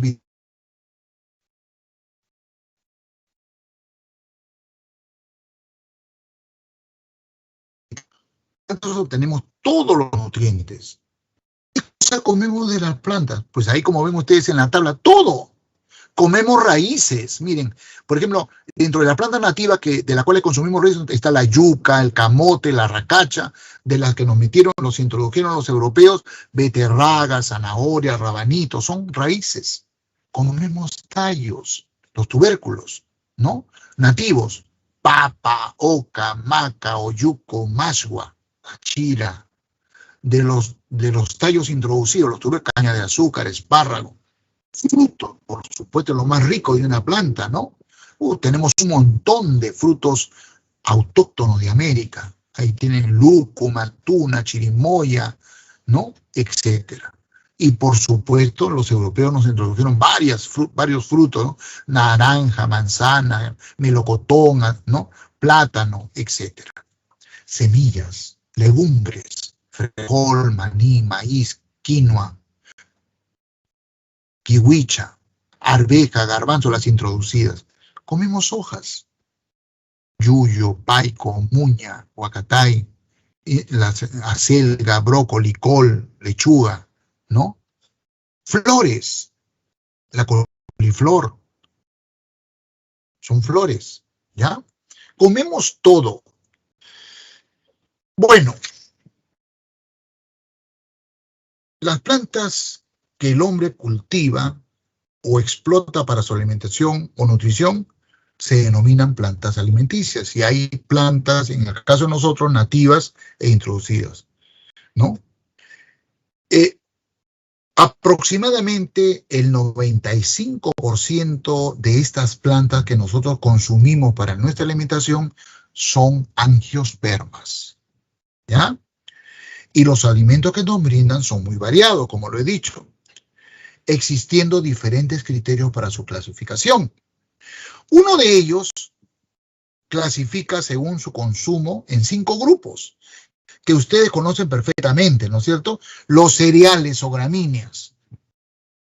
Ejemplo de cereales o gramíneas: trigo, maíz, avena, cebada, ¿no? Y bueno, hay unos que le llamamos pseudo cereales, quinoa, kiwicha, ¿no? Son pseudo cereales. Leguminosas, son tan ricas, o legumbres, ¿no? Frijol, delicioso, payar, tamarindo, haba. Frutas, cítricos, azucaradas, oleaginosas, condimenticos, aquellas que producen sustancias especiales que otorgan un sabor específico a los alimentos, ¿no? ¿Cómo no mencionar a la pimienta, la canela, el ajo, el ají, los ajíes tan ricos que tenemos en el Perú? Bueno, pues este es todo un tema, ¿no? Todo un tema. Plantas medicinales. Desde muy temprano nos dimos cuenta que muchos componentes de las plantas, de las hojas, de los tallos, de las flores, tenían sustancias que tenían actividad biológica, principios activos, ¿no? Esto lo saben muchas personas de manera intuitiva y se va transmitiendo de generación en generación. Generalmente la gente que vive en el campo tiene mucho mayor conocimiento que las personas citadinas de esto. En nuestro país, en la Amazonía, hay un montón de curanderos, de brujos, gente que conoce las propiedades medicinales de muchas plantas, y también en la sierra y en la costa, ¿no? Los famosos chamanes. Entonces, solamente como ejemplo, ¿no? de esto dio origen a la medicina, pues la medicina antigua prácticamente era el uso de plantas medicinales. El médico no practicaba cirugías. Básicamente trataba a los pacientes, bueno, tenía una técnica para diagnosticar una enfermedad y luego para aplicarle un tratamiento. El tratamiento básicamente consiste en aplicar plantas medicinales. Esto, con el desarrollo de la ciencia y la tecnología, ha ido tecnificándose y ha nacido la industria farmacológica, ¿no? La primera rama de la industria farmacológica que aparece es la farmacobotánica. Posteriormente ya se le han agregado a los principios activos obtenidos de plantas, principios activos obtenidos de animales también, y sintéticos, por supuesto. Por ejemplo, ¿quién no sabe que la valeriana es una planta excelente como relajante? Solamente que la valeriana es un poquito más difícil de conseguir que una manzanilla, por ejemplo. La manzanilla también tiene propiedades relajantes del sistema nervioso. El día que ustedes vayan a rendir un examen, tómense una tacita de manzanilla antes de ir a tomar el examen y les va a tranquilizar, les va a relajar. ¿Ya? Una, no más. Porque también si no se relajan demasiado y ya, pues pasa cualquier cosa, ¿no? Cicatrizantes. La sábila, por ejemplo, tiene propiedades cicatrizantes, probadas. Y ahora últimamente estamos usando la sangre de grado, que tiene propiedades cicatrizantes extraordinarias. Yo he probado, por ejemplo, con algunos miembros de mi familia, mi padre sufría de una úlcera duodenal. Ningún medicamento pudo cicatrizar esa herida. Comenzó a tomar sangre de grado y se desapareció la herida. Excelente cicatrizante la sangre de grado, como la sábila. Desinfectante, por ejemplo, el llantén. Desinflamante también, ¿no? Yo conozco, por ejemplo, una leguminosa, la tara silvestre. No sé si ustedes han escuchado hablar de ella, la tara. Es una baya, una vainita que tiene unos frijolitos rojitos, la tara. Y si vayan al campo y hagan una infusión de tara cuando tienen, por ejemplo, amigdalitis o faringitis, les duele la garganta, tienen adoloría, no pueden ni pasar la saliva, fiebre. Hagan gárgaras con esta infusión de tara. Es desinfectante, bactericida. Van a curarse. ¿Ya? Muchas personas mayores somos hipertensas. Yo tengo, por ejemplo, ese problema. Tengo que tomar algunos medicamentos ya de por vida, ¿no? Se me sube la presión. Entonces, por ejemplo, el maracuyá, el maíz morado, son excelentes hipotensores. Y si tenemos el problema al contrario, de personas que son hipotensas, se les baja la presión. El quión es un hipertensor, ¿no? Personas que tienen cólicos a nivel del vientre por los riñones, cálculos renales o cálculos a nivel de la vesícula biliar, son dolorosísimos, ¿no? Bueno, eso se corrige con una cirugía, pero para evitar la cirugía, utilizan esta plantita, la chancapapiedra, que es litolítica, disuelve los cálculos. O yo he probado con la cáscara de la papa.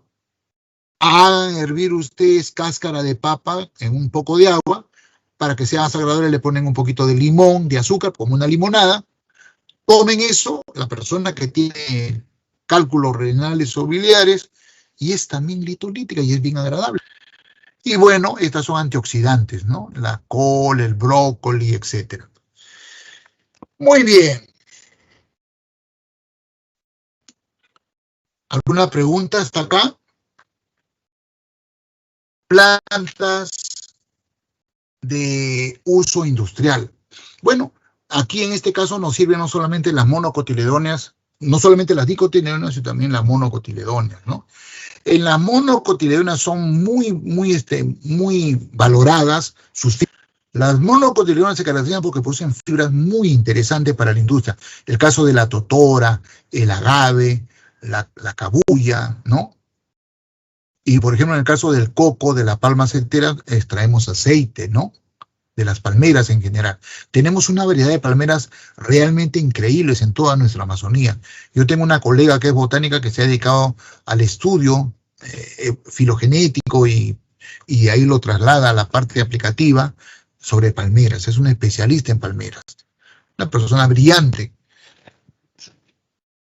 Y bueno, de las dicotiledóneas ni hablar, ¿no? Fibras, aceites, madera, etcétera, etcétera. O sea, tremendamente importante. Y lo que le conté en la clase pasada, el problema del impacto de la actividad humana sobre la biodiversidad no solamente se manifiesta ostensiblemente en los animales. Ya hemos visto en la clase pasada cómo hay muchos animales que están en una situación de peligro de extinción, ¿no? Las plantas también. Las plantas también. Los mismos factores que afectan a los animales les afectan a las plantas. ¿Se acuerdan lo que les dije? Hay 4 o 5 factores humanos. 4 creo que son. Destrucción del ambiente natural, sobreexplotación, contaminación, movimiento de especies de un lugar al otro, desequilibra los ecosistemas, ¿no? Esos mismos factores afectan a la vegetación, ¿ya? Eso ha dado como resultado que hay muchas plantas que están extinguiendo ya o que estén en peligro de extinción.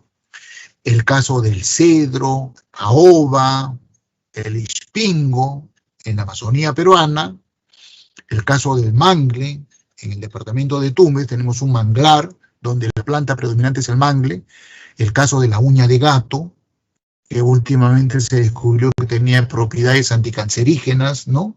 Remoduladoras de la respuesta inmunológica. El caso de la puya raimondi, que es una planta histórica muy hermosa. La puya raimondi tiene una inflorescencia, miren, la planta está chiquita. Esto grande que se ve que parece un árbol es la inflorescencia, o sea, las flores. Es enorme y es endémica del Perú, de América. Esta planta no hay en otra parte del mundo. Y tiene el nombre de un sabio italiano que se enamoró del Perú y escribió su obra maestra, que es el Perú, ¿no? Botánico, Antonio Raimondi, ese que nos dijo, pucha, ustedes son un mendigo sentados en un banco de oro. Ya quisiera que en Italia tuviera la 10ª parte de la riqueza que tienen ustedes. Italia sería una potencia mundial. Ustedes no lo aprovechan. Bueno, en honor a él, a esta planta le llamamos la puya raimondi. Está en peligro de extinción. La quina, este es el arbolito que aparece en el escudo nacional, ¿no? Este árbol se hizo famoso porque de un principio activo de la quina se extrae un principio que se llama la quinina, que se ha empleado para el tratamiento de la malaria, ¿no? Del paludismo. Y esta que es nuestra flor representativa. Todas estas plantas, y como otras en el norte, en Piura, ¿no?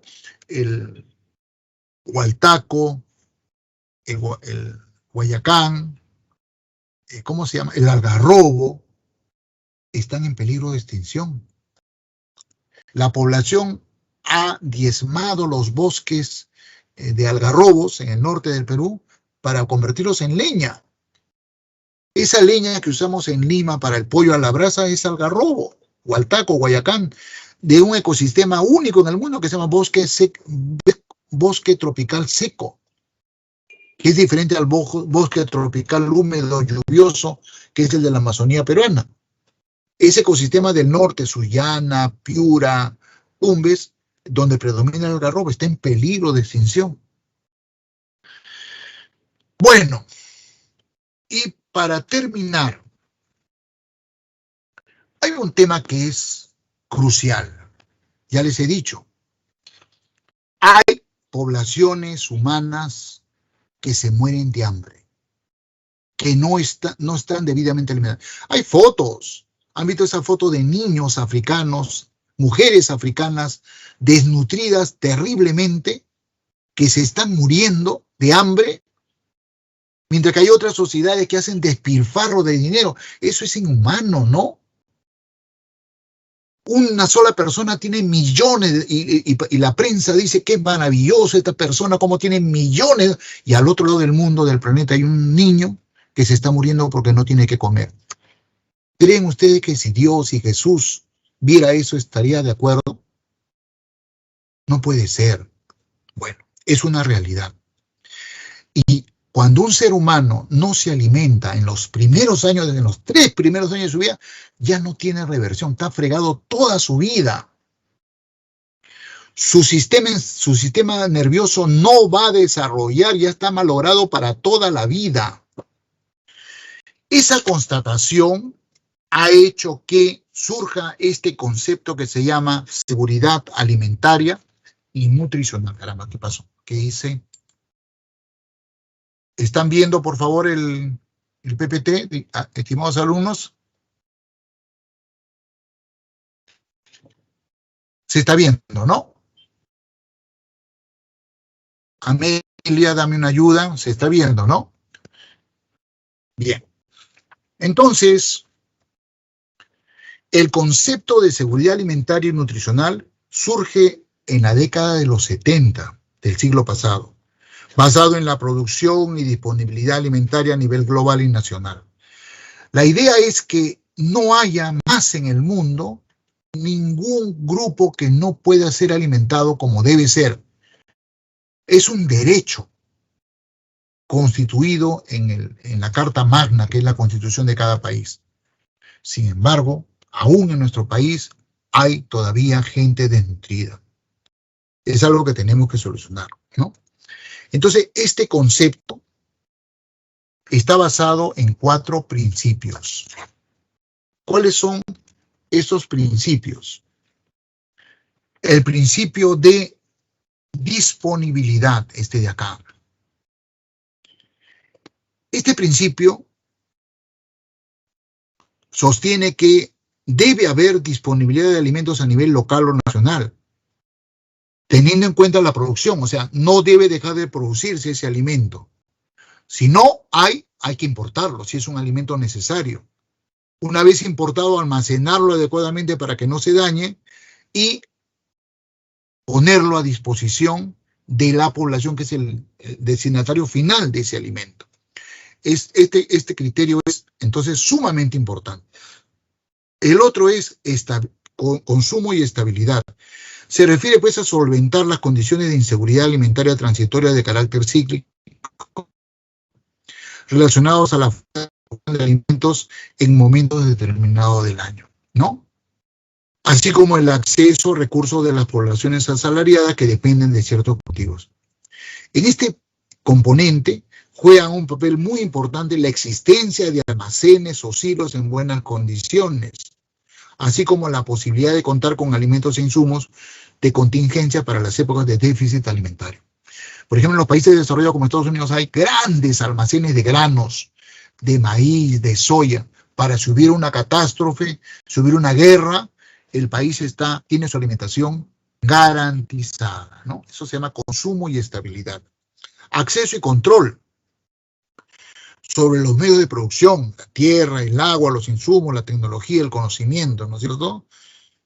La falta de acceso y control es frecuentemente la causa de la inseguridad alimentaria y puede tener un origen físico, ¿no?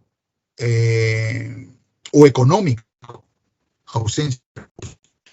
Esto es lo que pasó durante la reforma agraria del presidente Velasco Alvarado. Velasco hizo una primera medida que fue derivar la propiedad de los terrenos de cultivo al proletariado, a los campesinos, pero los dejó abandonados. No les dio acceso a medios de tierra, de tecnología. Obviamente los condenó al fracaso. Por eso fracasó esa reforma agraria. No bastaba con darle las tierras, ¿no? Había que asesorarlos, había que darles un apoyo económico para que hicieran inversión en tecnología, en maquinaria. Y finalmente, consumo y utilización biológica. El consumo se refiere a que las existencias alimentarias en los hogares respondan a las necesidades nutricionales, a la diversidad, a la cultura y a las preferencias alimentarias. El tema es que nosotros, los costeños, los limeños sobre todo, estemos adquiriendo costumbres foráneas. Y como los de provincia nos siguen a nosotros, ellos también se adecúan a nuestra forma de alimentación. Y entonces alimentos que se consumían en provincias ya no se están consumiendo, ya no tienen demanda. Los agricultores ya no las cultivan porque no tienen mercado. Y estamos perdiendo diversidad de plantas sumamente valiosas, sumamente valiosas. Ok, y con esto termino mi clase de hoy. ¿Ya? Entonces, finalmente, me quedan 6 minutos, vamos a discutir un poco el ejercicio.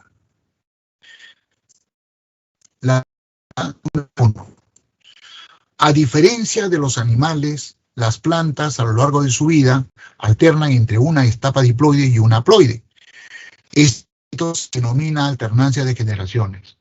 Se sabe que la duración de estas etapas durante el ciclo de vida depende de la complejidad de los individuos, siendo la de mayor presencia en los musgos. ¿Cuál les dije a ustedes? La fase gametofítica, ¿cierto? La respuesta acá es la letra C, entonces. ¿Ya? Pregunta número 2. Algunas algas rojas son utilizadas directamente como alimento, tal es el caso del nori o del yuyo de los mares. Además de realizar consumo directo, también podemos obtener derivados que se puedan utilizar en la industria alimentaria. Es el caso de, te conté, el agar, la letra B, ¿no es cierto? Pregunta número 3. Si bien las algas no tienen un cuerpo definido, es decir, no se diferencian en estructura como sí ocurre en las plantas terrestres, existe un grupo de algas en las que sí se reconocen ciertas estructuras, como el rizoide, el cauloide y el filoide. Estas algas, si ustedes tienen buena memoria, pertenecen a la división feofita, letra D, ¿no? Pregunta número 4. Bueno, acá el 4 se borró. Son organismos unicelulares que presentan una caparazón de sílice de diferentes formas, denominado frústula. Bueno, eso no les dije. Que al morir, sus caparazones se precipitan formando cúmulos en los fondos marinos, conocidos como diatomita. Ya les dieron la respuesta. Diatomita, diatomeas, algas pardo-doradas, crisofitas, diatomeas. Con esta palabrita que les dieron acá, ya les dieron la respuesta, ¿no? Estamos hablando de las diatomeas. Esta pregunta no iría a un examen de ninguna manera, está mal hecha, ¿no?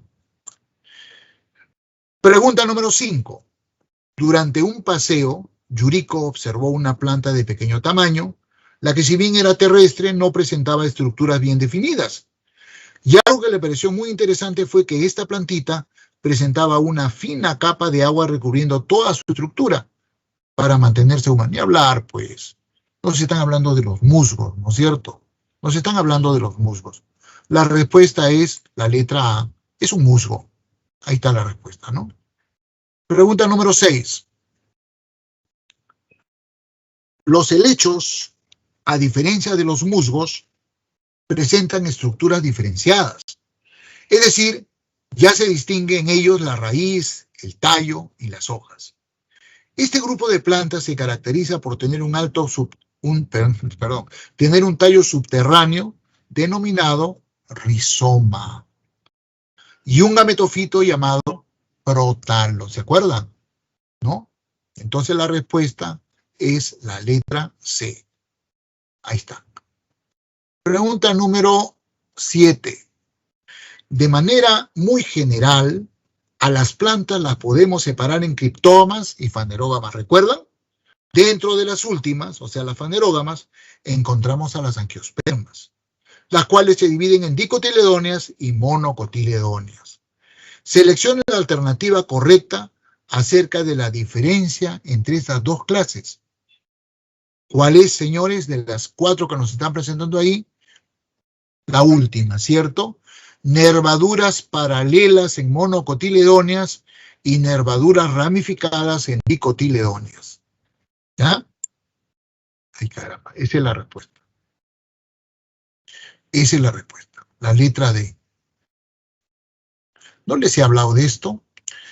El ginkgo biloba es actualmente el único representante de las gingofitas, un grupo de gimnospermas, ¿no? Muchos lo consideran un fósil viviente, ¿ya? Esta especie se mantiene en la actualidad gracias a que es cultivada por sus propiedades medicinales. Es un excelente potenciador sexual y en general, biológico. Es una planta dioica, es decir, hay una planta masculina y una femenina. Esta forma una semilla carnosa de mal olor, la femenina, ¿no? Y forma una flor rudimentaria. Se le conoce como árbol cilandrío por la forma característica de sus hojas. Según la descripción realizada de esta especie, se puede decir que pertenece a la división, bueno, pues, gimnosperma. Listo, muchachos. En adelante solamente les voy a dar la clave porque ya no tengo tiempo. En la pregunta número 9, la respuesta es la letra A. En el número 10, la respuesta es la letra D de dedo. La pregunta número 11, C. La pregunta número 12, B. B de bueno. 13, A. 14, C. Y la última, la número 15, A. Muy bien. Estamos ya sobre la hora. Espero que los conceptos que les he dado les hayan quedado claros, que estén claros en esto para que puedan rendir un examen en la parte de biología sin ningún problema. Muchas gracias por la atención, cuídense mucho y nos estamos viendo el próximo jueves.